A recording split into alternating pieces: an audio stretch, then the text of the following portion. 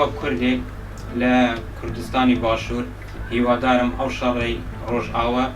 بە زووترین کات ڕابوەستێتن، چونکە ئەم کوردانە بەناحەق لەسەر عەرگی خۆیان لەسەر خاچی خۆیان بەناحەق شەهید ئەکرێن. یعنی وابزانم زۆر شەرمە بۆ ئەو وڵاتە زەلهێزانە کە هەتا ئێستا نەیانتوانیوە ئەم شەڕە ڕابگرن، چونکە ئێمەی کورد چاومان لە خاچی کەس نییە. من وەک هاونیشتمانیەک زۆر نیگەرانم بەو بارودۆخی کە لە ڕۆژاوا خوڵقاوە، بەو کارە ساتی کە بەسەر کوردانی ڕۆژاوا هاتووە بەڕاستی جێگەی نیگەرانیە، جێگەی داخە بە بەرچاوی دنیاوە، بە بەرچاوی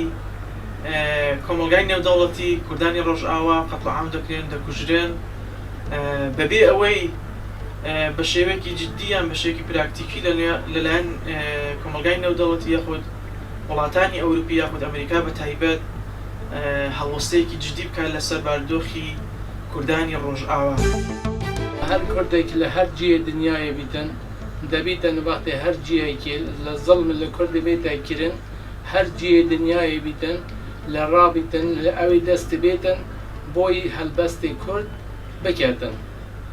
یعنی نەکی کورد هەر جیەکی هەر قەومێکی لە زەڵم لێ بێتە کرن دەبێت ئەوێ ئینسان بیت، ئینسانیەت هەبیتن لە زەڵمی هەر دنیای هەر جێیەکی هەر قبول نەکرد.